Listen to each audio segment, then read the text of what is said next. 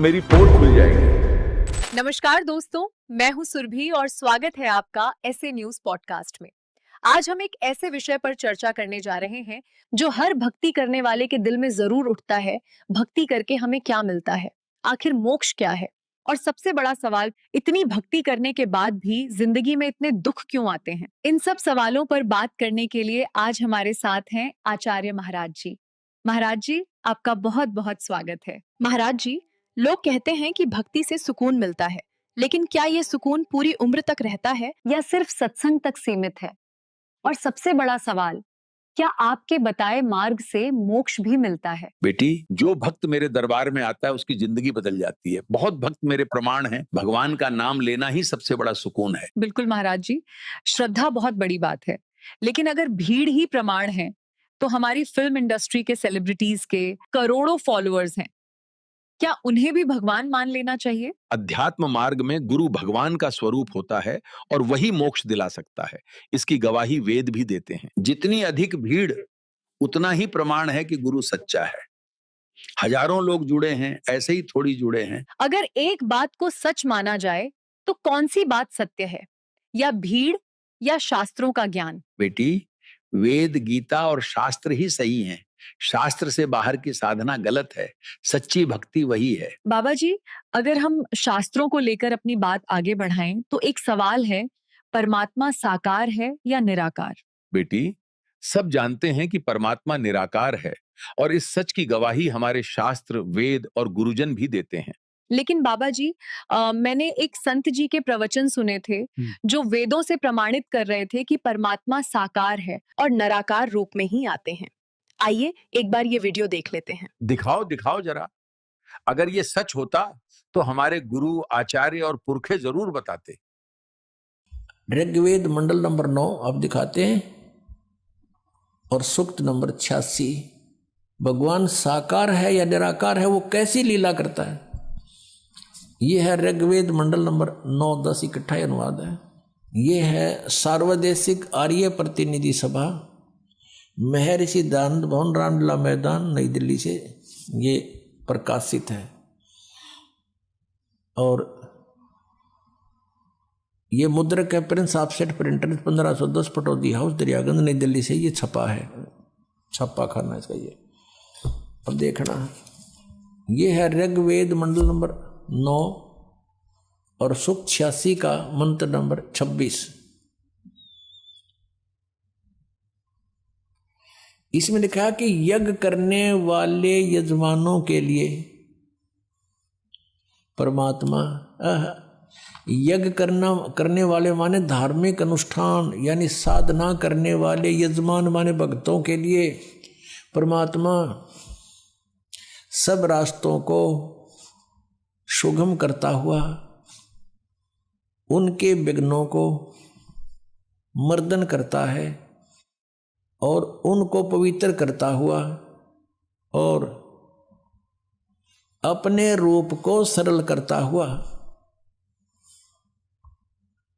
वह कांति में परमात्मा, यह लिखना था कबीर देव। कवि कोई भी सर्वज्ञ नहीं हो सकता जिसको सारा ज्ञान हो। कवि कविता बना सकता है, ये कबीर देव लिखना था यहाँ पर। वो कबीर देव विद्युत के समान यानी आकाशीय बिजली की तरह सेकंड में नीचे आ जावे, क्रीड़ा करता हुआ, ऐसे लीला करता हुआ वर्णीय पुरुष को यानी अच्छी आत्मा को प्राप्त होता है।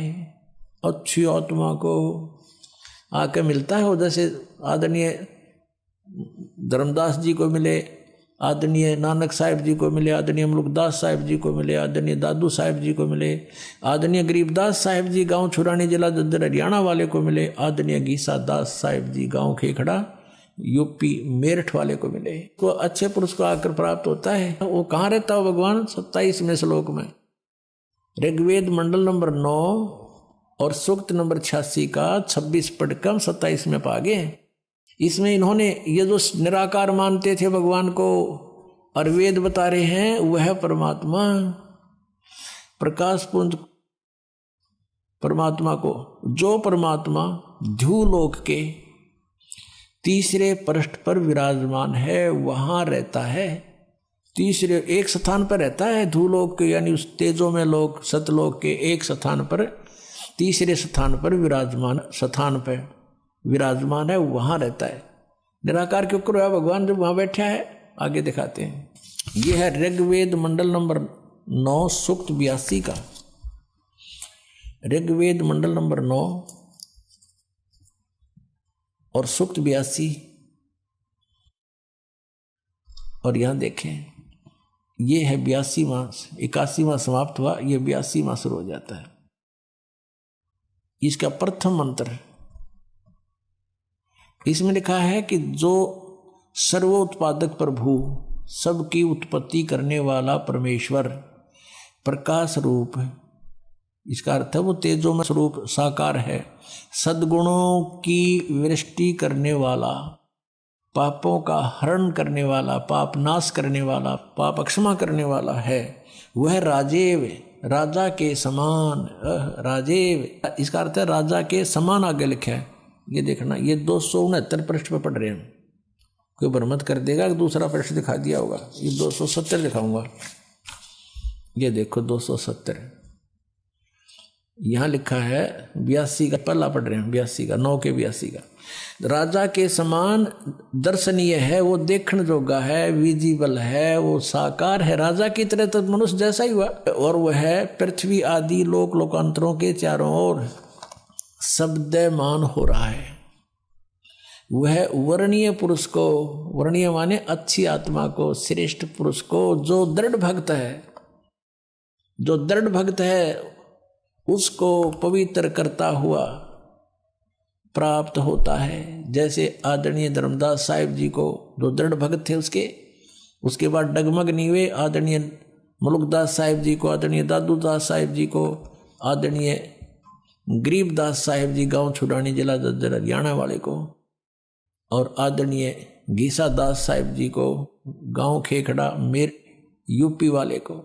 ये दृढ़ भक्त आज तक डगमग नहीं हुए, दुनिया को हिला के रख दिया इन्होंने। इनको भगवान में ले आकर के को पवित्र करता हुआ प्राप्त होता है वर्णीय पुरुष, अच्छी आत्मा को।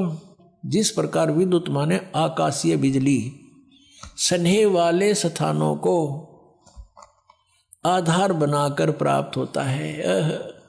देखो कितना स्पष्ट किया इन्होंने। ऋग्वेद मंडल नंबर 9 और सूक्त नंबर 81 में कति कंसेप्ट क्लियर कर दिया कि वो परमात्मा राजा की तरह देखने जोगा है। राजा का अर्थ है कि वो शक्तिशाली होता है, मनुष्य सदृश ही है, राजा के समान है और साकार है, देखने जोगा है। ये संत जी तो सच कह रहे हैं, मैंने आज तक क्यों नहीं देखा। अब इस लड़की को क्या जवाब दूं? अगर मान लिया तो मेरी पोल खुल जाएगी। अरे बाबा जी, किस सोच विचार में पड़ गए? बताइए, क्या ये संत जी सच कह रहे हैं? कह तो सच रहे हैं संत जी, परमात्मा साकार ही है। कोई बात नहीं बाबा जी, हो जाता है। अक्सर वही बातें छूट जाती हैं जिन्हें हम रोज सामने देखकर भी नजरअंदाज कर देते हैं। महाराज जी, मेरा एक सवाल और है। अगर भक्ति से सब कुछ मिलता है तो फिर भक्तों की जिंदगी में दुख क्यों आते हैं?